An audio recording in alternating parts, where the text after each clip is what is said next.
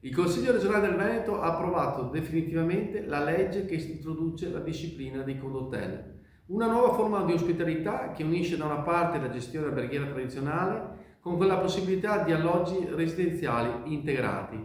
Il tutto con l'obiettivo di rilanciare il turismo e riqualificare il patrimonio ricettivo esistente.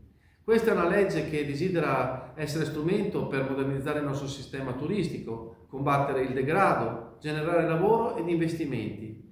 Questa legge significa ridare vita a hotel abbandonati o obsoleti, portare qualità e servizi migliori a un turismo che cambia velocemente e che chiede sempre più flessibilità. Ma significa anche dare dignità ai nostri territori, valorizzare le città, le spiagge, le montagne, insomma rendere il Veneto ancora più competitivo nel mondo. Ringrazio gli operatori di settore che con il loro confronto e con le osservazioni hanno contribuito a migliorare e redigere il testo migliore per l'Aula.